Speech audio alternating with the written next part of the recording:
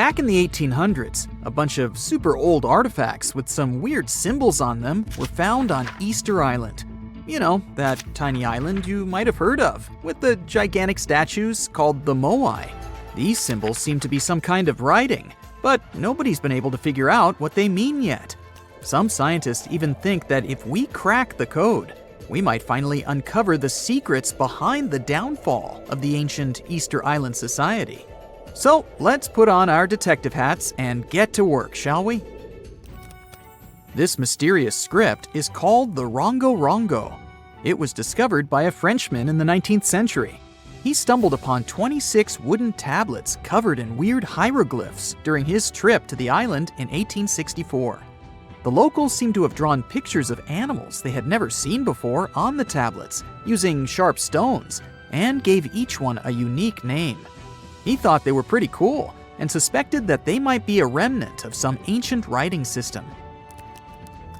Another fun fact about Rongo Rongo: it's a word that comes from the local language of Easter Island, and it means to recite, to declaim, or to chant out. The wooden tablets on which these glyphs were found might not have been in the best shape when they were discovered. Some were weathered, burned, or damaged. The glyphs were also spotted on a Birdman statuette and 2 other ornaments. These words were written in between lines on the tablets. Some of them were even ridged, with the inscriptions falling within channels created by the fluting. The images themselves are shaped like humans, animals, plants, and geometric shapes. Quite a diverse group. And here's something interesting: every symbol with a head is oriented with the head facing up, either forward or to the right. The orientation of the writing is itself weird. According to a local tradition, the tools used to make the carvings were obsidian flakes, or small shark teeth. Deciphering these glyphs has proven to be a bit of a head-scratcher. 3 big barriers make it tricky: the limited number of texts overall, the lack of illustrations and context to help us understand them, and the fact that the language used on the tablets is not well known. Some people even think that these glyphs aren't real writing, but more like fancy symbols that don't have any real language behind them. It was also suggested that they might have been used as a sort of memory aid, or just for decoration. The way they're so carefully carved into the tablets makes it clear that the people who made them wanted to get a message, whatever that is, across. We'll probably never know whether that message was just for funsies, or to pass down important stories from one generation to the next. Researchers have been struggling with this ancient script for a while now, but it seems they've made some progress recently. They took a look at the tablets using all sorts of cool techniques like radiocarbon dating, and found out that they were made between 1810 and 1870 from local wood. One tablet, in particular, was in pretty rough shape, but the scientists created a 3D model and managed to spot some hidden glyphs that weren't visible before. One researcher said they found some grooves that were probably used for writing, just like drawing lines on a blank piece of paper to make sure your writing is perfectly horizontal. Another super mysterious script that scientists have yet to decipher is called the Indus Valley script. It's made out of a bunch of symbols that were used by the ancient Indus Valley civilization, but specialists are not entirely sure what their purpose was. For starters, the symbols are crazy short, so it's hard to figure out if they represent a full language system. Also, there's no other similar writing to compare it to. Various inscriptions from different periods also show that it hasn't changed much over time. Some folks think it might not even be language related at all, while others think it could be part of the Dravidian family of languages typical of South Asia. Linguists have also been working for centuries trying to figure out the mysterious hieroglyphics left behind by the Maya on monuments, pottery, and bark paper books. As we decode more and more of these ancient symbols, we're gaining a deeper understanding of the Maya civilization's social and historical aspects. For the longest time, many scholars thought that the Maya script wasn't even a language at all. Who can blame them, though? Those glyphs are seriously complex and visually striking. But thanks to the groundbreaking work of a skilled ethnologist in the 1950s, we now know that the script is phonetic. It's a way of spelling words where each letter represents a sound you make when you say it out loud. As more and more linguists started taking an interest in the script in the 70s and 80s, it became clear that it was a fully functioning writing system that could express any spoken sentence with clarity. There's still a lot of decoding left to be done, though, with countless carvings and inscriptions still waiting to be deciphered in jungle ruins and museum closets. There's no telling what other secrets we might uncover about this fascinating civilization. Back in 1908, an Italian archaeologist went on an adventure through the ruins of an ancient palace on the south coast of Crete. Among the dust and ashes in an underground depository, he stumbled upon something pretty cool, a golden-hued disc that was almost intact. This disc has become one of the most famous mysteries in archaeology history. It's called the Phaistos disc. It's a big clay plate that's covered on both sides with a spiral of weird stamped symbols that circle clockwise towards the center. These symbols are pictograms that show all sorts of things, like a person walking, a tattooed head, a helmet, an arrow, manacles, cats, eagles, and more. But here's the kicker. Nobody has been able to translate the symbols. Since then, many scholars have made attempts to decipher the code, but no luck so far. It's thought that the symbols might be part of Linear A, a script unconnected to any known language. But some experts suggest it could be syllabic writing related to various other languages, like Homeric Greek or Indo-European. Thousands of years ago, there was a mysterious European culture called the Vinca culture. These folks were so cool that they even had their own writing system, which is still one of the earliest known in the world. But there's a catch here too. You guessed it, no one has been able to decipher their script yet. The Vinca culture thrived thousands of years ago, and they were located in today's Eastern European territory. They got their name from the village of Vinca, which was only a small distance downstream from Belgrade on the banks of the Danube River. A team of Bulgarian archaeologists found recently a 7,000-year-old inscription covered in Vinca script. It's the oldest find of its kind in Europe. These symbols were carved into a ceramic tile, and researchers believe they carry information about the local calendar and important events. The Vinca culture was seriously advanced. They even knew how to write on wet clay using a sharp object. It doesn't seem like much these days, but it's a lot to expect from people who lived thousands of years ago. The Voynich manuscript also caused quite a debate between linguists and historians. Is this old book proof of a long-forgotten civilization, or just a clever prank? This manuscript is full of text that even the smartest codebreakers haven't been able to figure out. Written way back in the 15th century, it was discovered by a book dealer named Wilfrid M. Voynich back in 1912, hence the name. If it's a trick, it's truly convincing. The handwriting is beautiful, and there are even patterns in the text that match up with other languages. We all grew up believing that Stonehenge is the world's most ancient observatory, but now it has some serious competition for the title. Nabta Playa was built more than 2,000 miles away in southern Egypt, and thousands of years before Stonehenge and even the pyramids of Giza. In 1973, a Bedouin guide stumbled upon a strange group of huge stone formations while crossing the Sahara Desert. He led American archaeologist Fred Wendorf to the site, located about 60 miles from the Nile. Wendorf's friend and colleague claims the team found the stones while stopping for a bathroom break in the desert. Either way, what they found changed history. At first, Wendorf thought the stone structures were just natural formations. But then it hit him. This area was once a lake, meaning no natural rocks should even be there.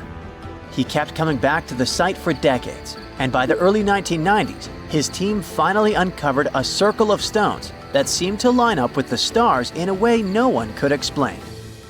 After 7 long years of trying to crack the mystery of the site, Wendorf reached out to an expert in archaeoastronomy. They study how ancient people used the stars. One evening, While the expert sat in the cool desert sand staring at the stones, he realized that they formed a pattern radiating outward from a massive burial mound. One by one, as they dug into the sediment, the buried megaliths started lining up like spokes on a wheel. The team had already used radiocarbon dating to test samples from fire hearths and tamarisk wood roofing found inside the stone circle. Nabta Playa had dozens of standing stones, all a few feet tall. Some of them lined up exactly with the sunrise on special days, and others matched up with bright stars in the sky.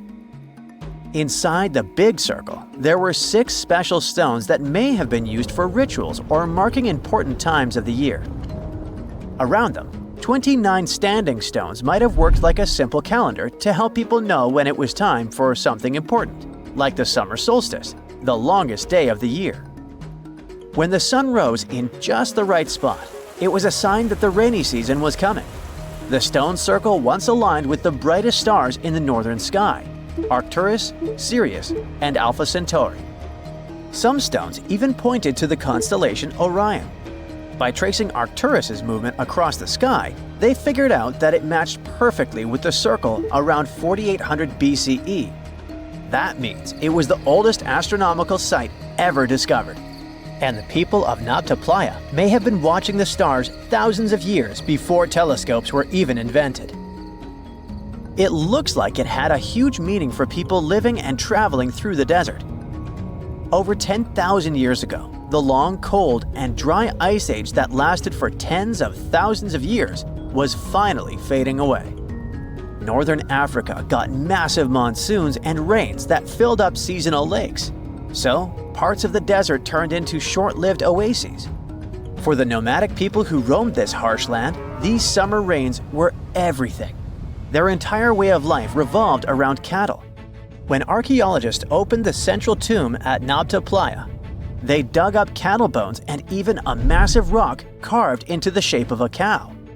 The people who built it used the stars to guide them and find hidden watering holes like Nabta Playa, which likely held water for about 4 months a year, starting with the summer monsoons.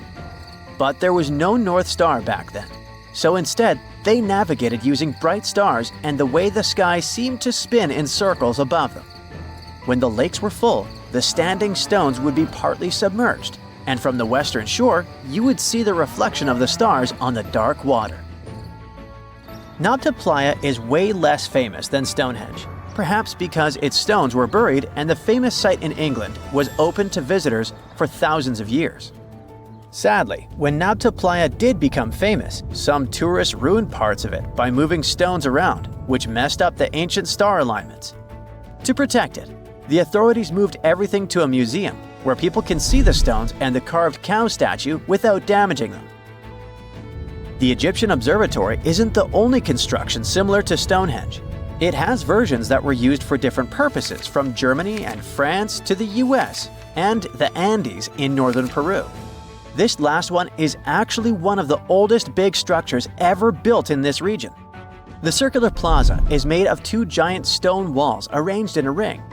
It was likely used for ceremonies and gatherings. Scientists have carbon dated it to be about 4,750 years old, which means it was built before the Great Pyramids of Egypt and Stonehenge.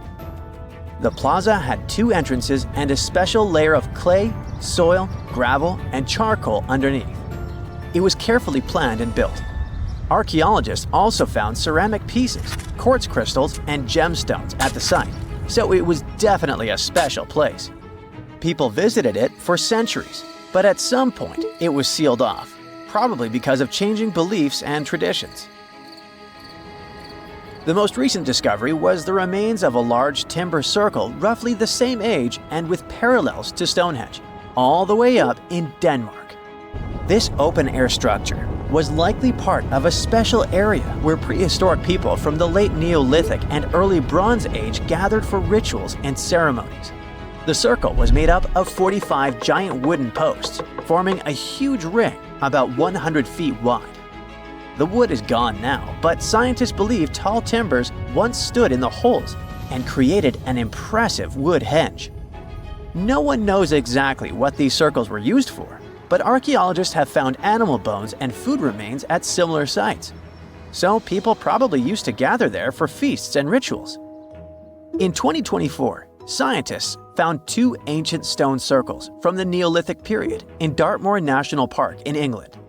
Some archaeologists believe they might form a sacred ark. Many of Dartmoor's stone structures were built in a curved shape on the high ground in the center of the area. A long time ago, Dartmoor was covered in forests, so people may have used the high ground as important markers. One of the newly found circles fits inside this ark, but the other one is outside of it, to the north. This could have been an entrance point into the ark. There's also a raised bank of earth near the stones, which looks similar to other famous Neolithic sites, like the Ring of Brodgar in Scotland and Stonehenge itself. This means the people who built these circles may have visited Stonehenge or been inspired by it. Archaeologists in Oman found ancient stone monuments called tralith, which got the nickname Arabian Stonehenge. They were finished about 2,000 years ago, but no one knows for sure who built them or why. Scientists also found stone hand axes that are incredibly old, between 300,000 and 1.3 million years old, from the time when the first humans left Africa. At another site in central Oman, archaeologists discovered a Neolithic tomb from around 5,000 to 4,600 BCE. There are two chambers with the bones of dozens of people inside beneath a giant megalithic structure. Nearby, they also discovered rock carvings that were made by people who lived in the area. And then there is another Stonehenge look-alike, this time in Saudi Arabia, that was used as an apartment complex thousands of years ago. Archaeologists discovered a total of 345 stone circles by looking at aerial photos of a lava field. Each circle is between 13 to 26 feet and has at least one large standing stone in the middle. These structures still have remains of stone walls and doorways. Stone circles like Stonehenge are often linked to ceremonies and rituals, but scientists say that many early houses were actually built in round shapes, and rectangular homes only became common much later in history. Let's dive into the fascinating world of Tamil, a language that's truly one of a kind. From its vibrant history to its user-friendly nature and its wide coverage, Tamil is a linguistic gem that'll leave you in awe.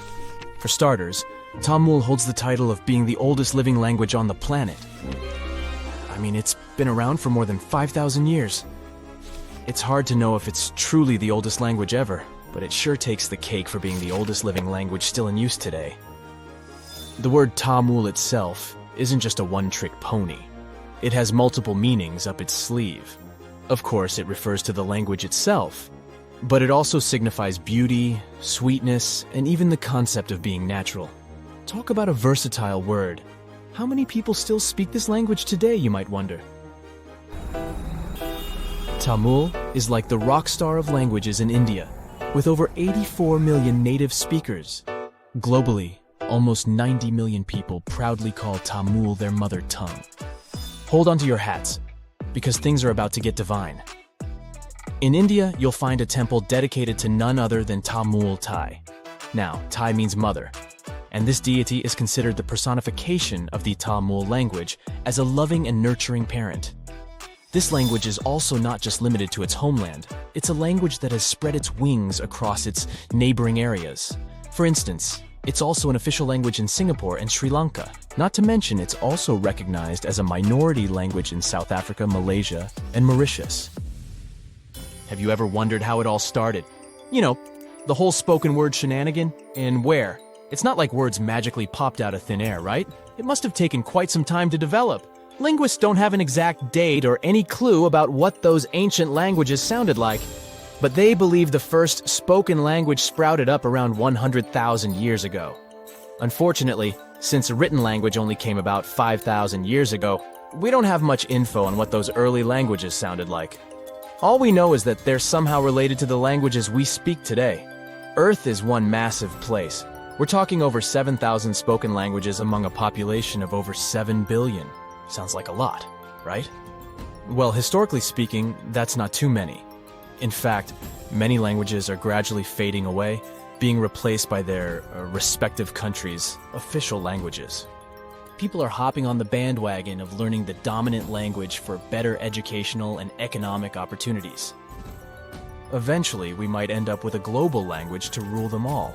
At the moment, the most used language in the world is English. But hey, it wasn't always like this.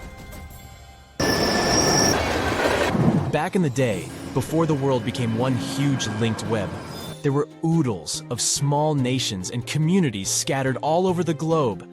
That means there were probably hundreds of thousands of languages evolving just like living organisms. But let's travel back in time for a bit, shall we? Picture a bunch of early humans roaming the land in their little tribes and communities. Within these groups, language became the bee's knees, the go-to for communication. It was crucial for their hunter-gatherer lifestyle. This language thingamajig allowed them to hunt like pros, multiply their numbers, build cool stuff, and survive in all sorts of gnarly conditions, even at high altitudes. Plus, it gave them a leg up on their rivals, like the Neanderthals. Sure, those folks may have been smarter and stronger, but it's widely believed they didn't gather together as Homo sapiens did. And so, about 40,000 years ago, poof! Bye-bye, Neanderthals. It just goes to show that language is quite a handy-dandy tool. Or at least that's one of the theories. Fast forward a bit, and humans had conquered all the major land masses. Mesopotamia, for instance, was the hotspot for this linguistic revolution, and by around 3200 BCE, Sumerian, a totally groovy language, stole the show. To this day, it's one of the oldest ones we know of, if not the oldest. What's interesting is that Sumerian had no linguistic siblings. It was like the loner kid on the linguistic playground. Let's look into the Sumerians' writing skills for a bit too. It's nothing like what we're used to today. Scientists have named it cuneiform writing, and it emerged as a means to record trade and political information. As a matter of fact, the first recorded name in history wasn't of a king or some powerful figure. It was most likely the name of an accountant, but it's difficult to know for sure. Cuneiform consisted of a collection of pictograms that represented objects or people, much like the ancient Egyptian hieroglyphics. Sumerian culture thrived in several city-states located in the southern region of Mesopotamia. Uruk, known as the first true city, was among the stars of the show. However, these cities eventually faced some unwelcome visitors.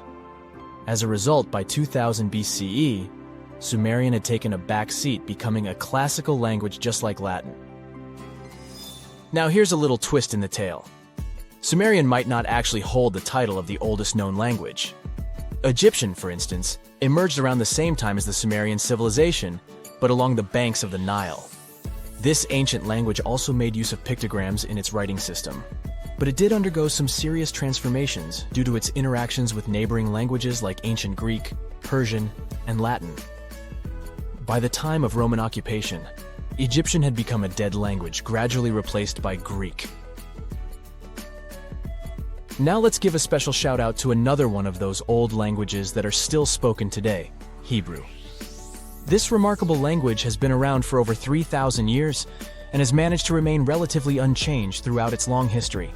Hebrew is one of the official languages in Israel, and around 63% of the population in this country speaks it. Also, there are approximately 6.1 million people all over the world who can proudly say that Hebrew is their first language.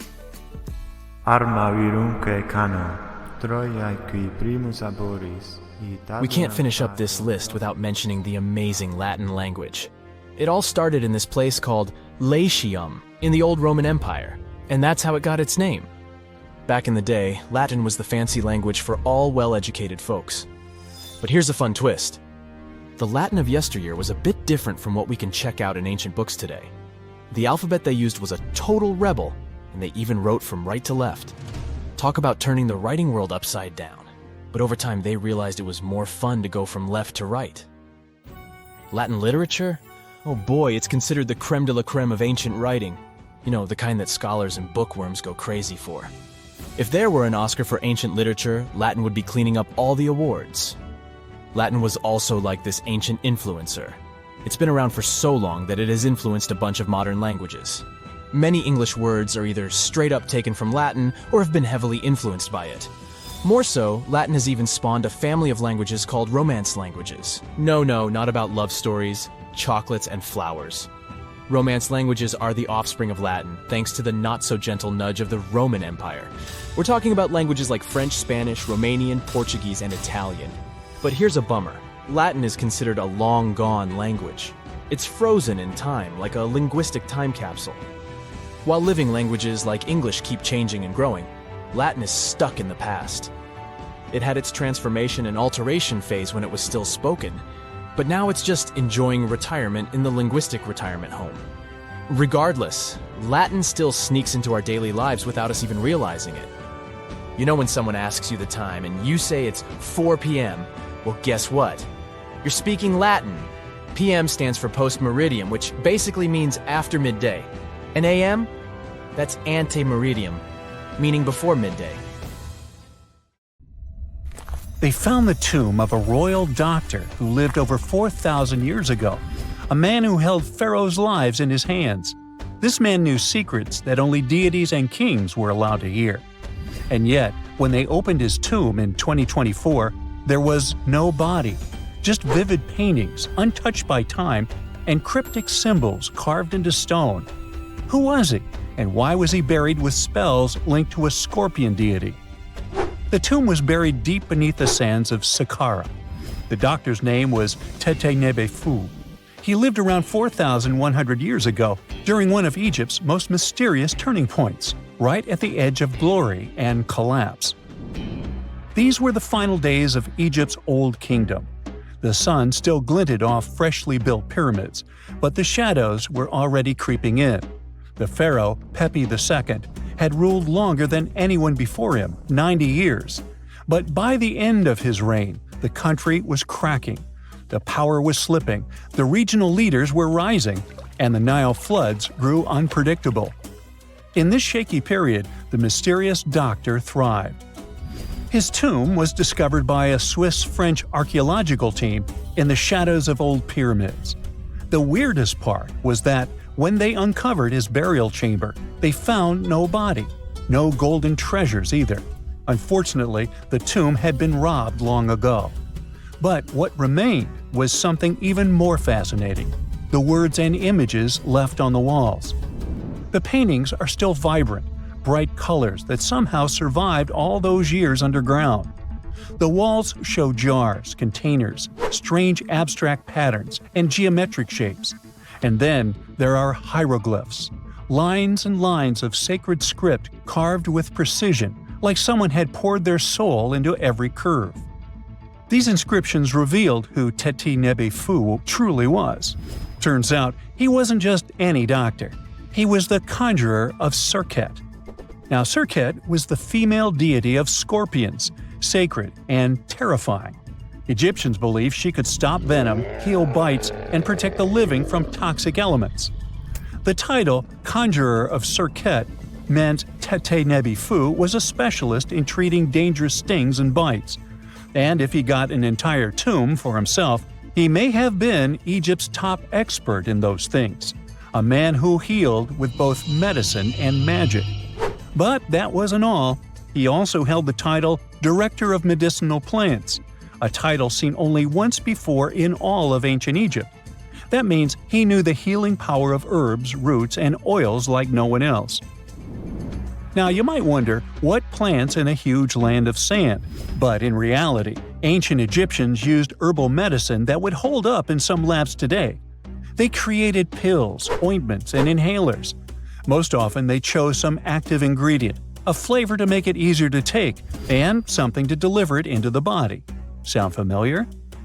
And yeah, they didn't have many traditional plants, so some of these ingredients were bizarre by our standards, like using crocodile dung and acacia mixed with honey. They even had formulas for anti-wrinkle creams. And apparently, our mysterious healer was also chief dentist. This title is almost never seen in ancient records. Evidence of Egyptian dentists is incredibly rare. Turns out, our ancient genius didn't just fight stings and study plants. He was also trusted with teeth and jaws, which were actually a huge problem in ancient Egypt. These people may have built wonders, but their teeth paid the price. Ancient Egyptians constantly caught grains of sand in their mouths.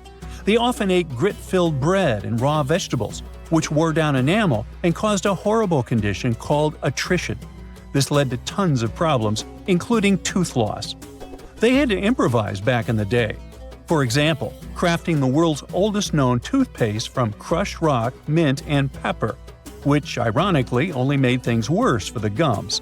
Or a toothpaste from things like eggshells, pumice, and natron, a salty mineral used for cleaning. They were also inventing mouthwashes from celery, bran, and herbs to ease the problem.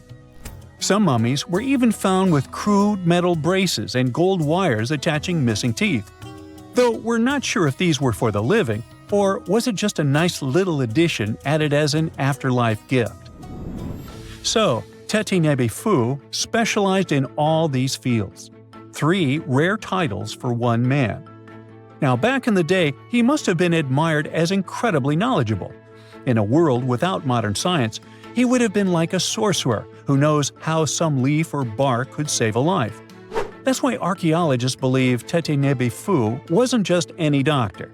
He was, most likely, the royal physician, the one who treated the pharaoh himself. We don't know for sure which king he served. Maybe it was Pepi II, and who knows, maybe that's why the guy lived so long. But if that was the case, Teti Nebefu may have lived through the final moments of the Old Kingdom, watching the Golden Age crumble from inside the palace walls. And then he was buried. The body was looted, or perhaps just lost to time. But the team says they're still studying the tomb, still uncovering the traces of this incredible man.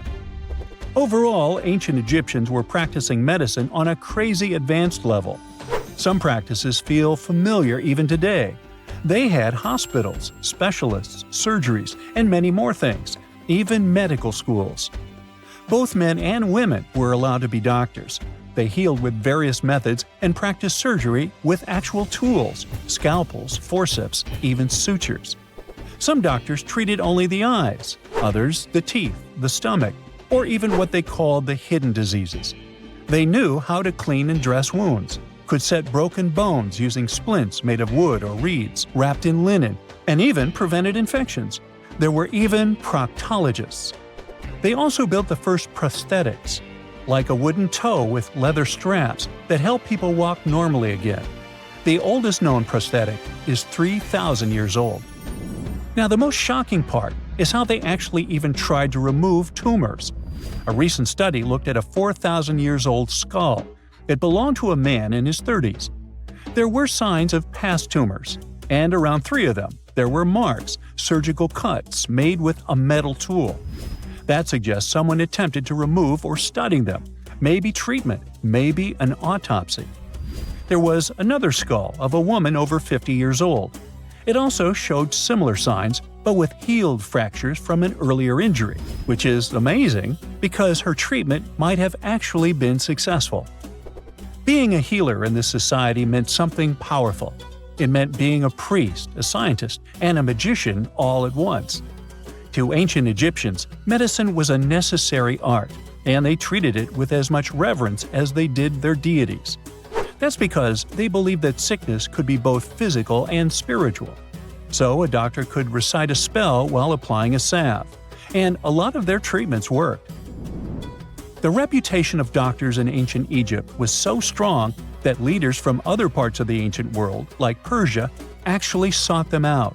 Even Homer, the Greek poet, once said the Egyptians were the most skilled healers of all. Of course, their understanding of the human body wasn't perfect. For example, they thought the heart controlled thought and emotion. They also didn't know what the brain really did. But their approach, observe symptoms, diagnose, and treat, well, that's modern medicine. Sure, they prayed over the wound, but they also healed it, didn't they? Their most famous physician was Imhotep. That guy was a true polymath, an architect, priest, and a healer who became so revered he was later worshipped as a deity of medicine. Yep, a human who was so cool they turned him into a deity. He lived 2,000 years before Hippocrates, the so-called father of medicine. And yet, some people joke we should drop the Hippocratic Oath altogether and swear an Imhotepic oath instead. These people weren't just laying the foundations of pyramids, they were laying the foundations of healthcare.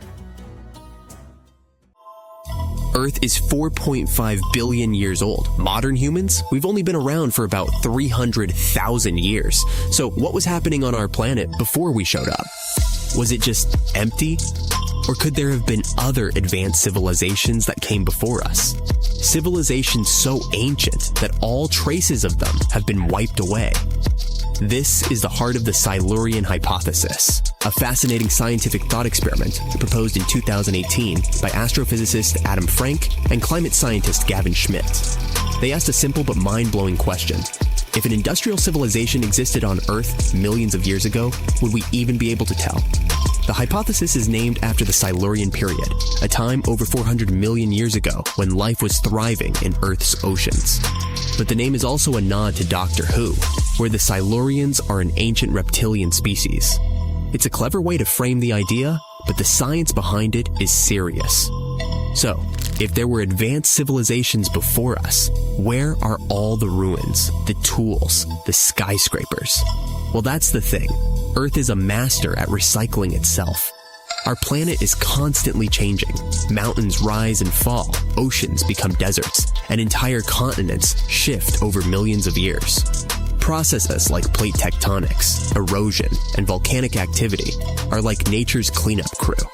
Think about it. If humanity disappeared today, how long would it take for all traces of our civilization to vanish?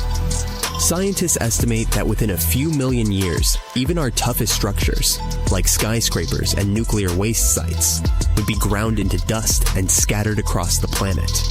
So, if our civilization can disappear so completely, what chance do we have of finding evidence of one that existed hundreds of millions of years ago? This is where Frank and Schmidt's idea gets really interesting. Instead of looking for physical evidence, they proposed searching for chemical fingerprints in Earth's geological record. For example, carbon isotopes.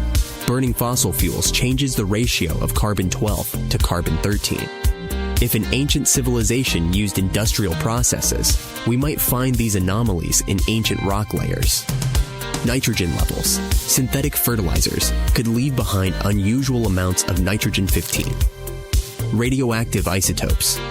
If they used nuclear technology, we might find traces of plutonium-24 or iodine-129, elements that don't occur naturally in large amounts.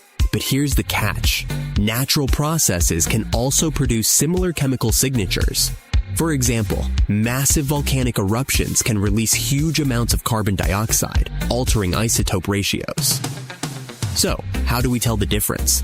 One of the key pieces of evidence Frank and Schmidt looked at was the Paleocene-Eocene thermal maximum, PETM, a period about 56 million years ago when Earth's temperature spiked by 5 to 8 deep C.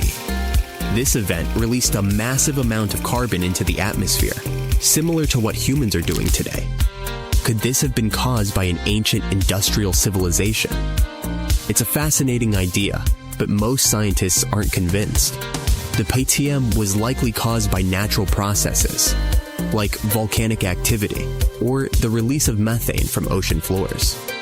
Plus, the rate of carbon release during the PETM was much slower than what we see today. So, if the PETM wasn't caused by ancient factories, what other clues could point to a lost civilization? Some researchers have suggested that dinosaurs might have been more advanced than we think. Take the Troodon, for example.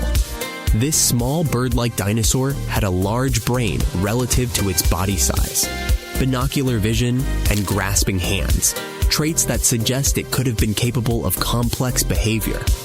Paleontologist Dale Russell even speculated that if dinosaurs hadn't gone extinct, Troodons might have evolved into intelligent, human-like creatures he called dinosauroids. But let's be real, even the smartest dinosaurs were probably nowhere near building cities or launching rockets. So, what about something even stranger, like a civilization based on fungi? In 2000, a Japanese biologist named Toshituki Nakagaki conducted an experiment that blew everyone's minds. He placed a slime mold in a maze with a sugar cube at the end. Within hours, the mold figured out the shortest path to the sugar without a brain. This raises a wild question. Could fungi or other simple organisms have formed some kind of ancient intelligent network? If so, their civilization would leave behind no physical traces, just subtle chemical clues. Of course, not everyone is on board with the Silurian hypothesis. Critics point out that there's no direct evidence, no tools, no buildings, no artifacts. All the proposed chemical traces could be explained by natural processes. Evolution makes it unlikely that any species before humans could have developed advanced technology. So, was there an ancient civilization before us? The answer is, we don't know. But the Silurian hypothesis isn't really about proving the existence of lizard people or dinosaur engineers. It's about challenging our assumptions and asking, what don't we know about Earth's history? And who knows, maybe one day we'll discover a clue that changes everything. Now, history isn't just carved in stone, but these drawings on 11,000-year-old rocks might be warning us about a freaky future. Both the Mayans and the people at Gobekli Tepe made big predictions about humanity's future. What's eerie is that despite being hundreds of miles and years apart, they used similar symbols. Now, let's get one thing straight. Ancient civilizations often depicted their deities as humanoids. You'll find humanoid representations of celestial beings in ancient Egypt, but also in pre-Columbian societies from the Americas. For example, Aztecs had an important deity they called Quetzalcoatl. He was related to the wind, Venus, and the sun. In some ancient Aztec art, he's depicted carrying a tiny handbag. The shocker is that a very similar winged figure was represented by the Assyrians. Now, it's already odd that they chose similar forms to represent their gods, even though these civilizations didn't have any contact with each other. But to draw an almost identical handbag, that seems like a bit of a stretch. Of course, now, when we say handbags, we mean carvings depicting things that look like modern handbags. Not quite Coach or Prada, but you get the idea. Some theories suggest this mysterious handbag could be related to time travel. We've seen that Gobekli Tepe tells of a great flood that destroyed an ancient civilization. But during that civilization's time, they raised cattle and grew food. They knew how to handle seeds and grow crops. According to one theory, this stylish accessory could have been used for carrying seeds. Since Gobekli Tepe is believed to be near where Noah's Ark might have been found, the people of the area could have gathered seeds to plant in the New World after the Great Flood. Strange? Definitely. But so is everything we've been talking about, so let's roll with it. Another theory on the meaning of the handbag has a much more straightforward approach. In multiple ancient cultures, the circle was used to represent spirituality and non-materiality, but the square was often associated with concepts of the earth and materiality. So, what we modern humans understand as a handbag might be an image that symbolizes the reunification of the earth and sky, of the material and non-material elements of existence. Not a bad theory, I would say. But then, who am I? Some researchers, like Graham Hancock, are not convinced with these previous explanations. For him, Gobekli Tepe is all about little gray people and their contacts with ancient earthling civilizations. You see, right in the middle of this ancient site, there's a special pillar called Pillar 43, or Enclosure D. At first glance, it looks like an astronomical calendar. You see the scorpion? That's the Scorpion constellation. And that ball in the center? It's all about the sun's alignment. We know ancient societies like the Maya or Incas were stellar astronomers. So what's the big deal here? Turns out the folks at Gobekli Tepe were talking about a massive natural disaster that wiped out all forms of life before their time. When astronomers recreated the angles and positions from Pillar 43, it showed an astrological setup from over 13,000 years ago. The stone also depicted a tragic event, a mix of a flood and a meteor shower. The headless man? That's humanity's tragic end. And the snake from the ground? Giant waves washing over the earth.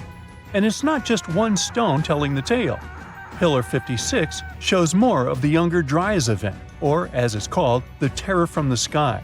You see animals fleeing and waves crashing as the meteor shower hits. But wait, while Pillar 43 gives us the exact date of the last disaster, Pillar 18 in Enclosure D gives us the date of the next possible wipeout. The art depicted in this pillar zooms in on the constellation of Aquarius. Now, you might have seen the movie The Age of Aquarius or heard some woo-woo theories about how we're entering this phase right now. You see what I'm driving at? Gobekli Tepe might be giving us the date of the next disaster so that we have time to prep for it. These images could be a survival guide for humanity. Or not. Now, this would be bananas if it weren't for one piece of evidence. Let's check the facts. The Enki comet, discovered in 1786, used to be part of a megacomet, 100 miles wide, made of ice, metal, and rock. It broke up and formed a debris field. Now, instead of one huge comet, we've got millions of smaller ones. When the Earth passed through that debris, the folks at Gobekli Tepe saw a firestorm of comets, all coming from the Aquarius constellation, just like on Pillar 43. Now, here's the supposed scary part. We pass through that same debris field every year. If you're watching this in September, October, or November, we're flying through it right now. It could happen that these debris fall onto the surface of the Earth all over again, repeating history. But so far, that's just a theory. The mind-boggling question is, how did the people at Gobekli Tepe know about an event that happened before they were all born? In 2019, excavations kicked off at Karan Tepe, about 40 miles from Gobekli Tepe. But research suggests it might have been settled even earlier. Gobekli Tepe seems to have been a place of worship or an observatory, but Karahan Tepe shows signs of a structured society. Excavations at Karahan Tepe reveal artifacts like intricate carvings, tools, and even possible remnants of buildings. This suggests that these people were not just hunters and gatherers, but had a structured society with spiritual or ceremonial practices. In 2020, researchers started unearthing several other settlements in the area, indicating that Gobekli Tepe was part of a huge metropolis. The whole site is known collectively as Tas Tepler. The thing is, the math around all this has scientists baffled. Around that time, Earth was just leaving its last ice age, and scientists used to think Stone Age civilizations were primitive. But evidence keeps showing up, proving that wasn't the case. For Gobekli Tepe to have existed with that level of tech 12,000 years ago, there must have been an even earlier civilization. That kind of tech doesn't just pop up out of nowhere. And hey, we've got plenty of other proof of advanced societies. Take the Mayans, for example. Recent discoveries have shown they were even more advanced than we previously thought. They built massive cities with roads up to 130 feet wide, painted white to guide travelers at night, a feat you'd expect in places like Portugal or England. These roads, sometimes elevated over swampy ground, formed a network of over 964 settlements, like a giant spider web. A bunch of scientists turned their eyes on this theory, but it could be the connecting point of everything we've been speculating about in this video. After all, the people from the sky could have come down and told the people from Gobekli Tepe about the destruction of a more ancient civilization than theirs. Or not. Remember, don't give up your critical thinking just because you see something on the internet. Anyway, Gobekli Tepe raises suspicions just as Stonehenge and the Great Pyramids of Egypt. When we mix little green aliens into the equation, it explains one way that surreal engineering feats were possible in these sites. But it also underestimates our human ancestors and their thinking abilities. One of the main characteristics of Gobekli Tepe's architecture are the T-shaped pillars. The heaviest of them weigh 20 tons and are around 20 feet. These pillars were erected perfectly, without so much as a dent in them. Sure, that's pretty hard to do without modern machines. But hey, maybe they figured it out and built it after much effort. Now, in case you don't know what I'm talking about, this old pal is supposed to have cracked the secret of the pyramid builders in modern-day America. He used it to build his own castle and other mesmerizing structures. So, hey, I guess we'll have to keep digging to find out the actual facts about it all, huh? Now, have you ever seen cricket balls that are 3 billion years old? Klerksdorp spheres were found in deposits of the mineral pyrophyllite in South Africa and rock the science world. They do look like tiny ancient cricket balls with seams like lines around the middle. Back in the 1980s, some folks claimed these spheres had been made by an advanced pre-flood civilization we know nothing about. One museum curator shared stories about how they rotated on their own in a display case. There was also a TV show that invited a psychic who declared the spheres were pieces of an ancient spaceship. But according to geologists, these spheres are actually pretty common concretions or spherical objects formed by different minerals than the surrounding rock. The seam-like lines are just imprints from the host rock's layers building up over time. The Klerksdorp spheres come in different shapes, from noticeably flattened spheres to distinct disks. As for that episode when one of these spheres spun on its own, the curator of the Klerksdorp Museum cleared that up too. He said that when he put one sphere on its glass shelf when a journalist came to visit, the sphere naturally rotated a bit because it's round. The area where the museum is located often experiences earth tremors from gold mining activities nearby. The oldest known human-like footprints could be 6 million years old. They were found on the Greek island of Crete in 2002. If the number is correct, it would mean that early human ancestors may have migrated between Europe and Africa much earlier than we previously thought. This doesn't mean Africa is not the cradle of humankind, though. It could just prove that early human ancestors moved back and forth between continents. Some researchers believe the footprints were left by a bipedal creature possibly related to an early human ancestor nicknamed El Greco. According to scientists who studied them, the footprints have a very human-like shape, with 5 toes and a parallel big toe. Some scientists are skeptical about it and suggest the prints might be from a late European ape. The new study analyzed fossilized marine microorganisms found in the sedimentary rocks to determine the footprint's age and prove it's actually 6 million years. The next amazing find that keeps scientists entertained is the Dorchester plot.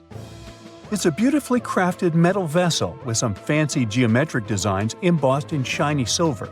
The pot was discovered in, who could have thought, Dorchester in 1852 under quite unusual circumstances. During a powerful blast, the pot broke into 2 pieces. Scientists believe it was originally embedded within a rock or boulder known as pudding stone. The rock from which the Dorchester pot emerged is dated to be around 500 million years old. So it could mean the pot itself is also that old. The current and less exciting theory suggests that the Dorchester pot is a Victorian-era candlestick holder. Such things were really trending back then, so it's not a surprise to find such fancy household item from that time. The Dorchester pot falls into the category of ooparts, or out-of-place artifacts. Those are objects that seem too advanced for the time period they're supposedly from. If we accept that the pot is 500 million years old, then whoever made it was way ahead of their times in terms of crafts and tech. One extra mystery is that the pot has an engraving of a plant that most likely disappeared from Earth over 100,000 years ago. Sounds like good proof the pot is really extra old. Now, it looks like the oldest map in Europe is a stone from 4,000 years ago. This Bronze Age slab was found in France in the year 1900 at an ancient burial ground. The carvings on the slab show in 3 dimensions the River Odde network with a fantastic accuracy of around 80% over an 18-mile stretch. There are other stone-carved maps around the world, but this one is unique because it shows a specific area to scale. Looks like the slab's carvings don't just map rivers and hills, but also settlements, barrow sites, and field systems. Archaeologists say the slab wasn't used for navigation, but rather to symbolize power. The detailed markings on the slab might have served to illustrate the domain of a local ruler, possibly a prince or king, to show their control over the territory. When the ruler lost power, the slab was likely repurposed as part of a burial vault. The unique artifact was stored in the cellar of a museum. For decades, no one even noticed until several scholars read older reports about the slab and decided to check it out. They conducted a detailed analysis using 3D techniques. Their research proved that the creators of the slab had not only etched lines into the rock, but also modified its surface to reflect the topography of the landscape with high accuracy. The Salzburg Cube, also known as the Wolf's Egg Iron, was discovered in the late 19th century in Austria. Now, don't let the name mislead you. It doesn't look like a cube at all. It's more like a rounded object with two flat sides. Down the middle, there's a groove, and the surface is covered with pits and craters. This unique appearance is the reason why many people think it might be something out of this world. Workers accidentally found this artifact when they blew apart a piece of coal. The coal seam it came from is thought to be over 60 million years old. The Salzburg Cube moved between museums, mysteriously vanished in the early 20th century, and then showed up again. A professor from Bonn University suggested it might be from a meteor, but they found no evidence of elements that you'd normally see in meteorites, like cobalt or nickel.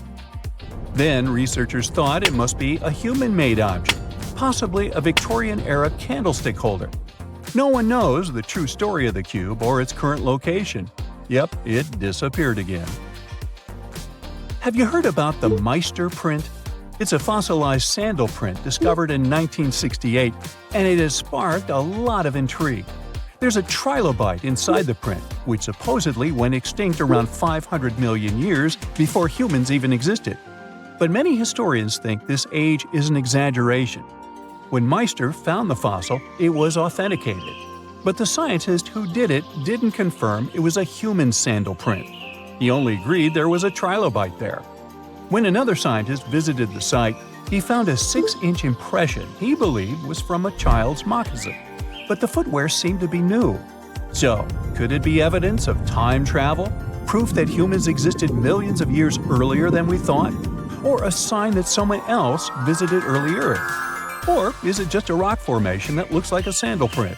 We still don't have the answers. Back in June 1936, a couple was walking along Red Creek in London, Texas. London, Texas? Yeah, when they stumbled upon something unusual. It was a piece of wood sticking out of what seemed to be an ancient rock formation. About 10 years later, their curious son decided to crack open the rock to see what was inside. And he saw a hammer, which looked surprisingly modern. Then, one unique finds enthusiast decided that the rock encasing the hammer was from the Cretaceous period. This would mean that someone dropped a 19th century hammer while dinosaurs like Triceratops were still roaming the earth. So, if this hammer was truly from the Cretaceous period, then the whole evolutionary theory would be wrong. And if the hammer was modern, it would mean the Cretaceous rock formation it came from was much younger than we thought. But the real answer was much simpler. The hammer was indeed modern, and geological processes had encased it in rock. Minerals can harden around an object in a relatively short time. So the hammer was probably dropped by a miner a century or so ago, and the rock formed around it afterwards. And no, it wasn't a Victorian-era candlestick holder either. Strange and amazing items are discovered often, but figuring out what our ancestors were up to is pretty tough. Especially when all you have are just some rusty cups and cave drawings. It's no surprise that even the experts in lab coats sometimes make mistakes. But it's not just about dusty plates and huge stones. Sometimes there's even humans with large heads. So grab your digging tools and let's travel back to ancient times to explore incredible societies that even scientists can't fully explain.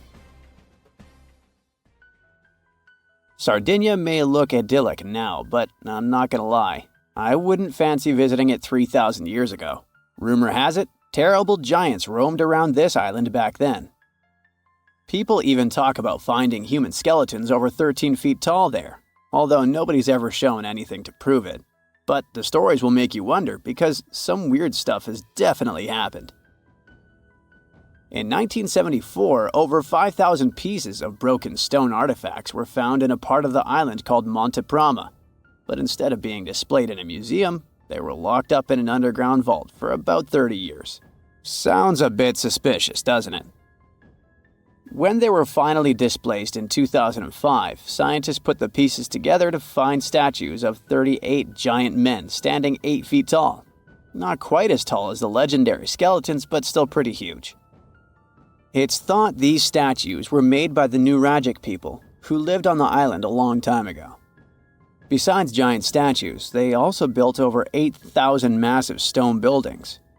Perhaps Nuragic weren't giants themselves, but they definitely liked their things big. I do too. I like a big number of likes on our videos. That would be pretty great. Thank you if you liked this and subscribed. Now back to the video. You and I are pretty smart, but we might not be the smartest humans ever. Actually, we might not even be the smartest species. Since 1913, some skull fossils found in South Africa have hinted at a possibly smarter contender called Boskop Man.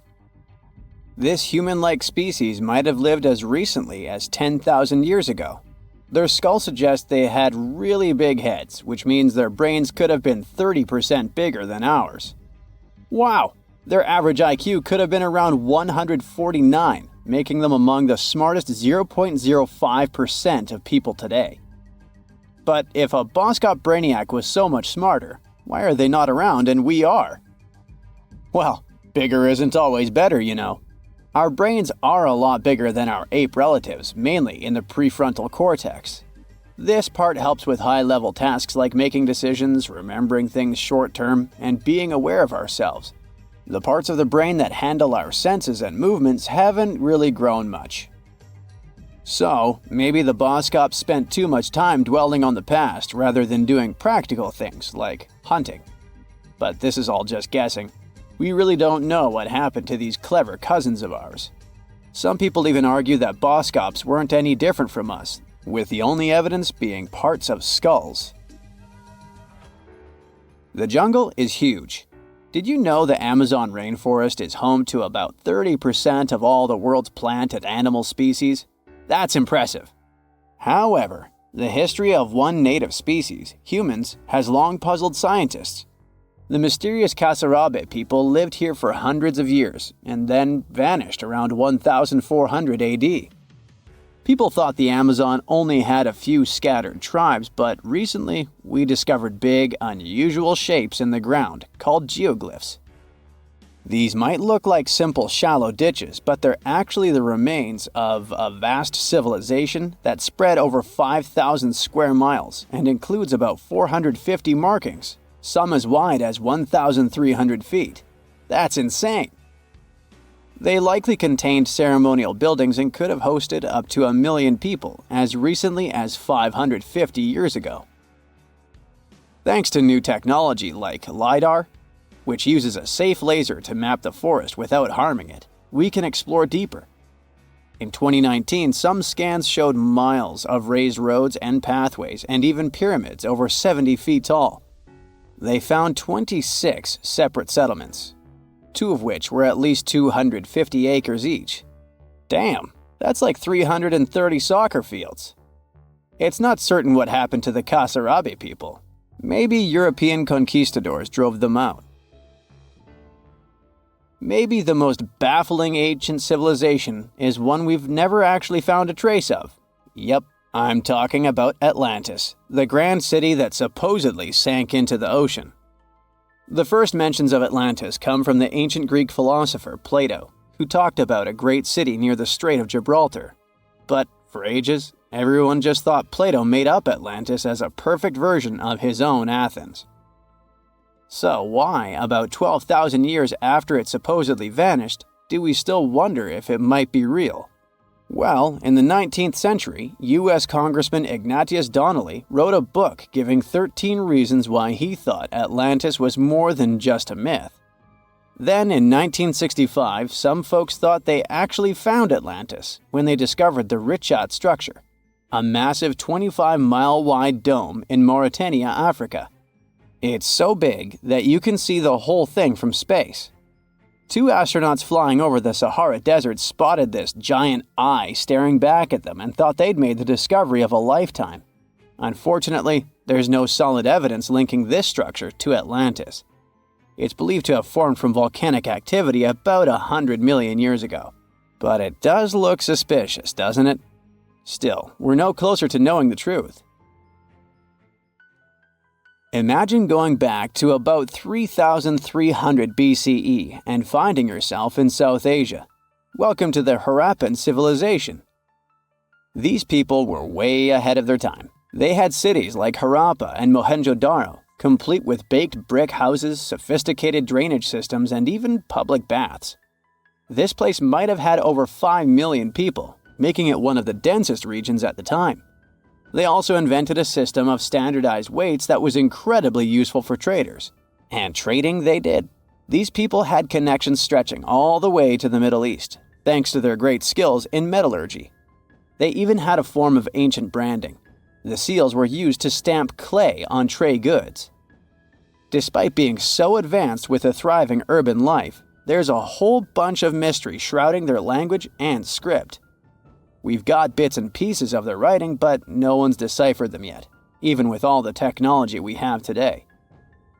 We also still don't know how exactly their society worked. It looks like they didn't flaunt their social status as much as other civilizations. No grand palaces or massive monuments. Instead, their largest buildings might have been granaries. They sure were practical. Unfortunately, all good things must come to an end. Around 1800 BCE, this bustling civilization started to decline, possibly due to shifts in river patterns. As the environment changed, the Harappans packed up, moving towards more hospitable lands. Ever heard of the Minotaur? The beast with a bull's head and a man's body, hunting the bravest travelers in a massive maze. Well, this wasn't just any old tale. It was one of the most popular dramas of the ancient world, and it was inspired by this place, the island of Crete. The Minoans lived here during the Bronze Age. They had stunning palaces, amazing frescoes, and a culture so rich it still fascinates historians to this day. They built places like Knossos, which was so complex with its multi-story buildings and elaborate hallways that it might have inspired the whole labyrinth myth. Their engineering was so ahead of its time that even their drainage systems were more advanced than what many of us have today. Let me know in the comments which of these stories you find the most fascinating, and thanks for watching.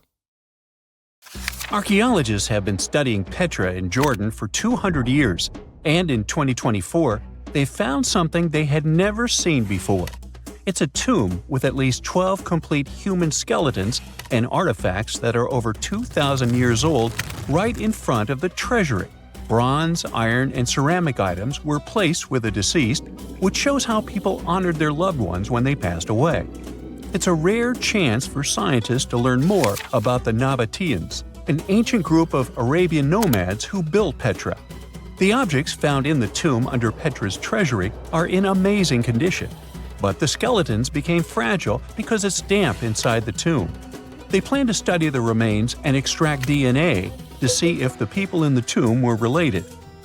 While some scientists are solving tomb mysteries, others have trained AI to find new ancient sites for them. They've created an algorithm that works with a special type of satellite imagery.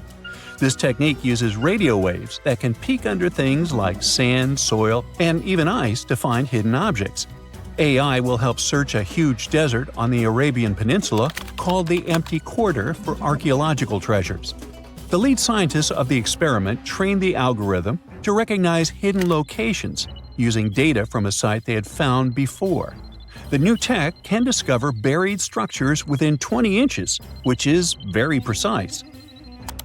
Another groundbreaking tech, LiDAR, which means light detection and ranging, helped archaeologists reveal new hidden cities all around the world.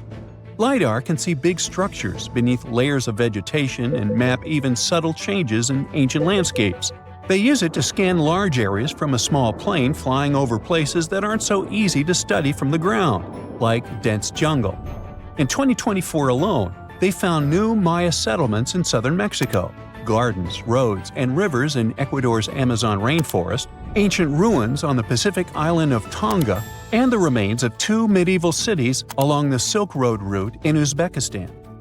Maybe some smart technology can also explain what Marge Simpson is doing on Earth in an ancient Egyptian tomb from 3,000 years ago. The drawing, featuring a woman with yellow-colored skin, a blue crown, and a green outfit, is alarmingly like the famous cartoon character. If you don't see a resemblance here, I hope you'll at least enjoy an amazingly well-preserved necklace with amethyst and agate beads. It's from another recent find from Egypt, an ancient tomb with 11 sealed burials near Luxor. Archaeologists also found 2 copper mirrors, one with a lotus-shaped handle and the second with a unique design of the deity of the sky, women, fertility, and love in ancient Egypt. The hair of the figurine was originally made from almost 4,000 mud beads. Another awesome find from 2024 is an ancient Greek shrine with intact burials, a sarcophagus, and plenty of gold inside. They think it was built before the year 300 before the Common Era, and the marble lions, also found inside, were made from the same marble as the Parthenon in Athens. Greece is so full of ancient treasures that the city of Thessaloniki will house around 300,000 of those artifacts in their new subway system. Meanwhile, archaeologists in France have found a monument unlike any other, and they can't figure out what it was used for. It's direct proof that people used to live here between the Neolithic and the early Iron Age periods. The coolest part is a monument made of 3 unique shapes that fit together like puzzle pieces. Some gravel found in the monument could mean there used to be a wooden fence called a palisade. People who built it probably used it for protection or decoration.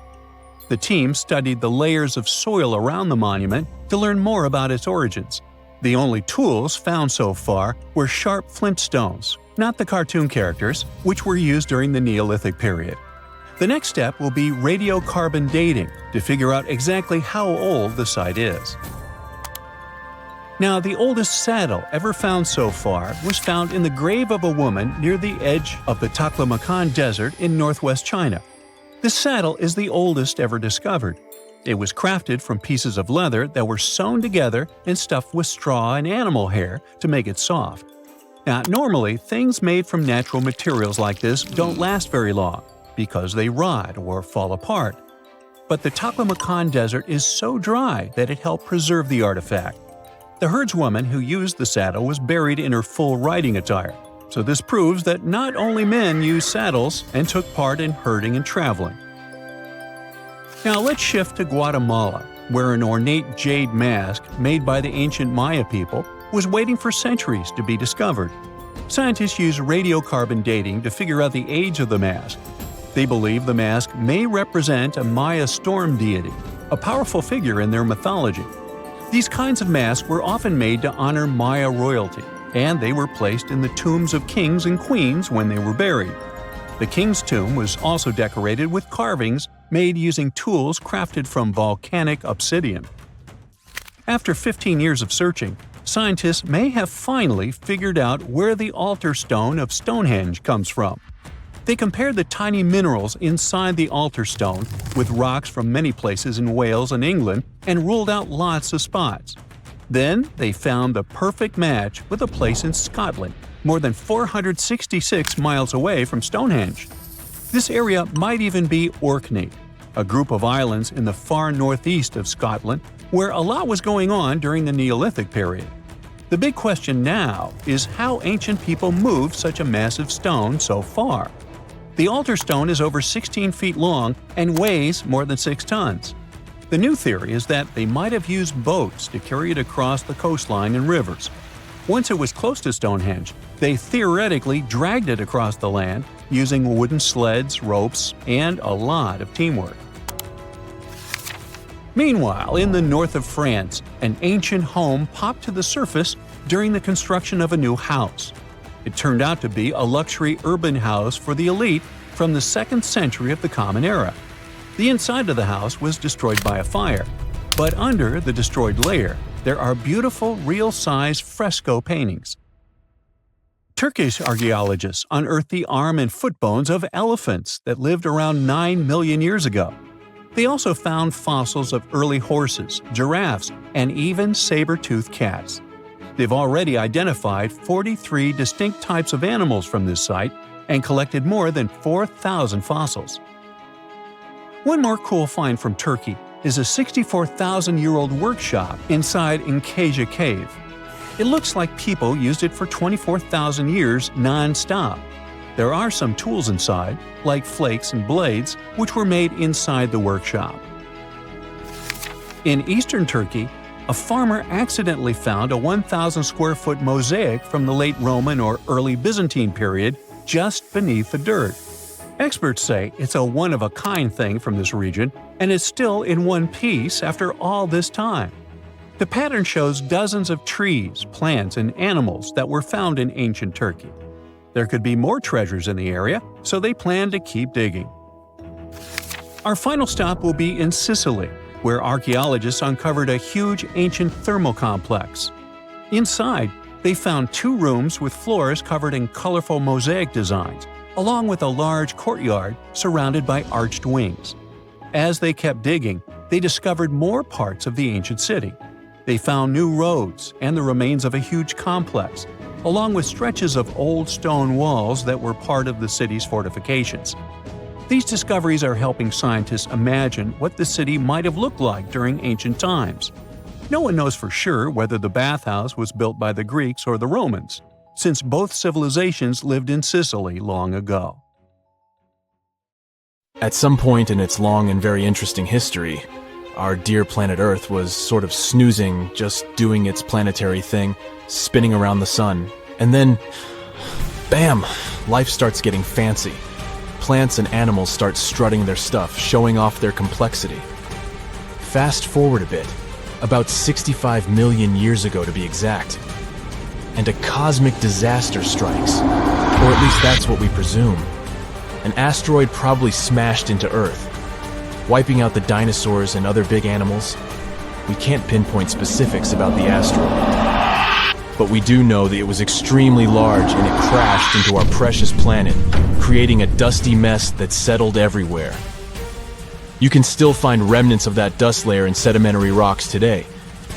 If you dig beneath it, you'll uncover a whole bunch of fossils. These prehistoric creatures were living it up before the asteroid crashed the party. Think of it as the planet going on a cleaning spree, leaving a bunch of empty spaces waiting to be filled. And guess who took the opportunity? Mammals! These furry little critters were the ones to rise to fame. But why is it that this disaster became such a great opportunity for mammals? It's pretty simple, actually. With no big bullies around, they grew, multiplied, and had a population expanse. All kinds of mammals joined to fill in the blanks. Primates, rodents, basically, the whole furry gang. We're talking about placental mammals, marsupials, and even egg-laying mammals, adding some serious variety to the mix. We like to think of primates as our closest relatives here on Earth. What's their story? Well, around 63 million years ago, just a couple of million years after the dinosaurs' final dance, the primates decided it was time for a family reunion. They split into 2 groups, the dry-nosed primates, who became the cool monkeys and apes we know today, and the wet-nosed primates, who went off to become lemurs and aye-ayes, hey-hays. The fun didn't stop there.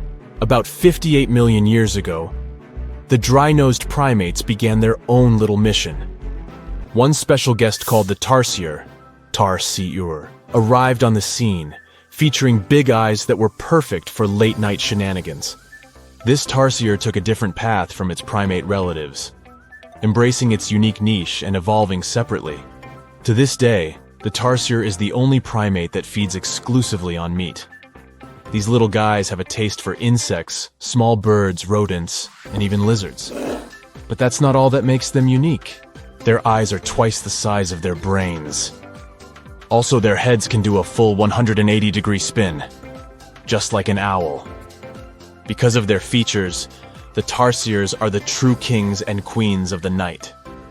With their superpower of ultrasonic tracking, they can spot their prey instantly. Plus, their legs and feet are like springs ready to launch them into action. They've got this special ankle bone called the tarsus, which gives them those epic leaping skills. Hence the name, if you were wondering. But let's leave these little critters to rest and get back to our story, shall we? About 55 million years ago, The Earth cranked up the heat, literally. This sudden hot pod was a bit too much for many deep ocean dwellers and plants to handle, and they bid their farewells. But hey, every goodbye is an opportunity for something new, right? The oceanic mammals known as cetaceans, saw their chance and took it. They splashed into those empty niches, becoming the rulers of the sea. In this category of creatures, you can find the blue whale and the dolphin. A special primate guest made an appearance around 47 million years ago. Scientists now affectionately call the fossil of such a creature Ida. This little wonder caused quite a stir. Initially hailed as the missing link in human evolution. But here's the hilarious part. It turned out Ida was not one of us dry-nosed primates, but a cheeky wet-nosed one. Moving forward to 40 million years ago. This is when another big event happened in the primate world. The New World monkeys, our distant cousins, decided to take a different path and branch off from our lineage of Old World monkeys. They packed their bags and set off to conquer South America, where they're still living it up today. What's the difference between the two, you might ask? Well, one crucial thing that sets them apart is the fact that the Old World monkeys had nostrils that pointed downwards. Around 25 million years ago, another troop of apes entered the scene, and these guys had something special, the lack of a tail. These unique creatures would go on to become our closest relatives. We're talking apes and great apes, the cool gang who share a whole lot of genetic similarities with us.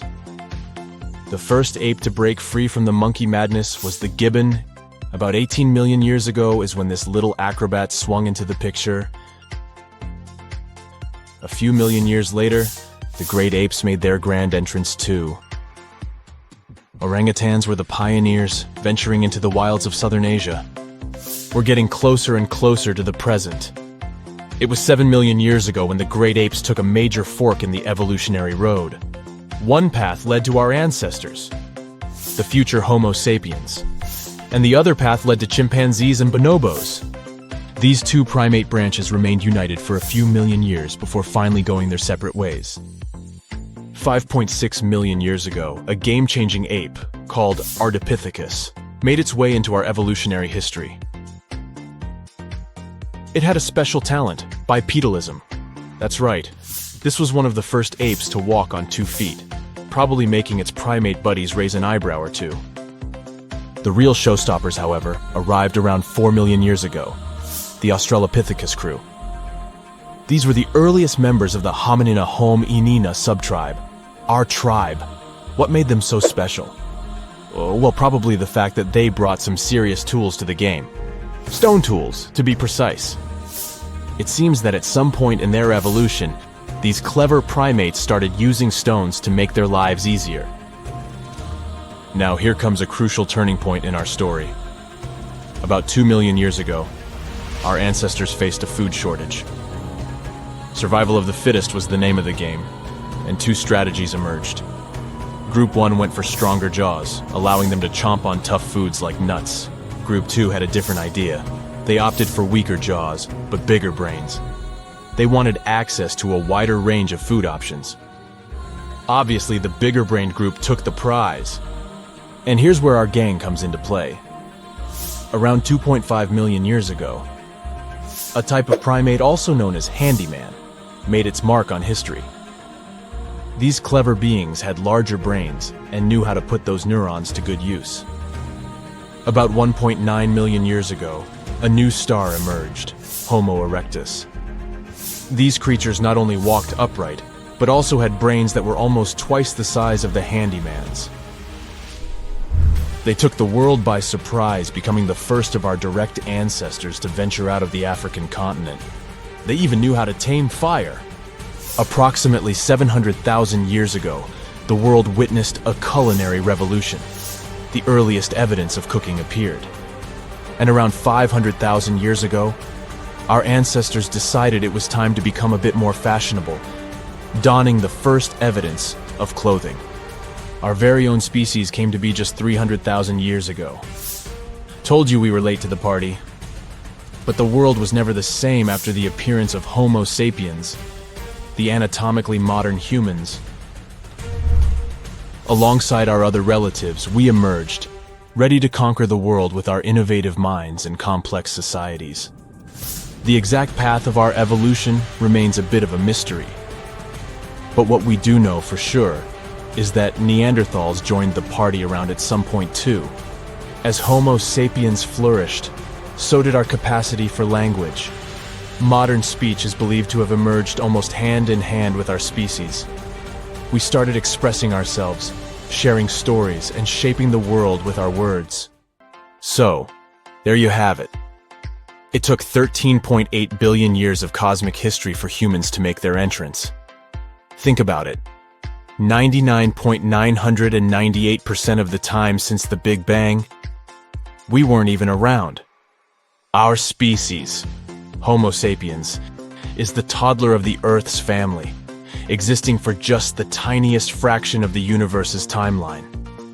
Yet, in this blink of an eye, we've managed to unravel the entire story that led to our existence. The story won't end with us. It's an ongoing saga, still being written with every passing moment. Have you heard of Gobekli Tepe? It's an ancient site in Turkey that literally made historians rewrite history books. Over 11,000 years ago, a group of prehistoric humans crafted an enigmatic masterpiece that's even older than Stonehenge.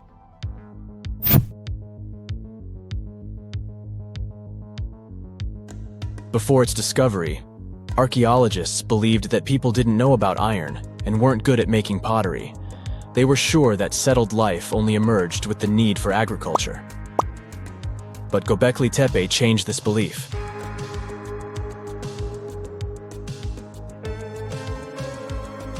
The place has revealed that it was the temple that paved the way for a settled life, not agriculture. Until this discovery, researchers believed that farming was the catalyst for sedentary living. Meet Professor Schmidt, the guy whose findings changed this theory. He managed to prove that hunter-gatherer communities laid the very foundations of this way of life.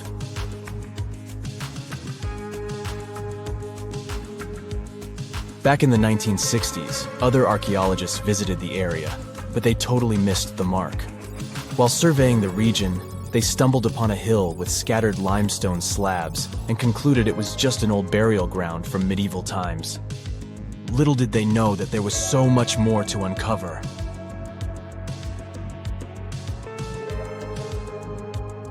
In 1994, Schmidt embarked on his own survey of prehistoric sites in the area. Surprise!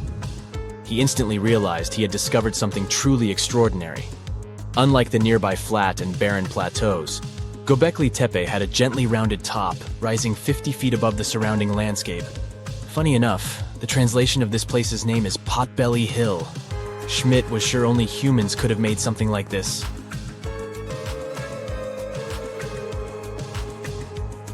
Those broken limestone pieces that were mistaken for gravestones turned out to be way more exciting. It was like stumbling upon a hidden treasure.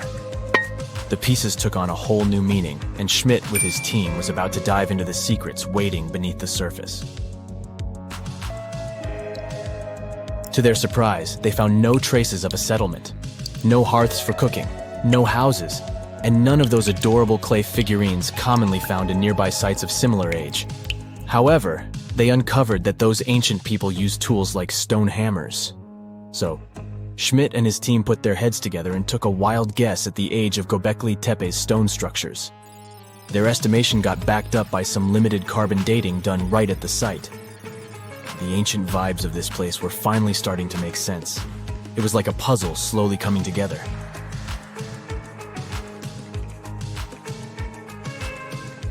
You may think that back then, people didn't have special tools to create something as cool as Gobekli Tepe. Not true. Turns out, these prehistoric folks used flint tools instead of fancy metal chisels. They were also skilled at chipping away softer limestone and crafting pillars right on the spot. Afterward, they carried the pillars a short distance to the summit and placed them upright. Once the stone rings were complete, they covered them with layers of dirt. Over time, they added new rings, and voila! You've got a cool hill to impress people in the future.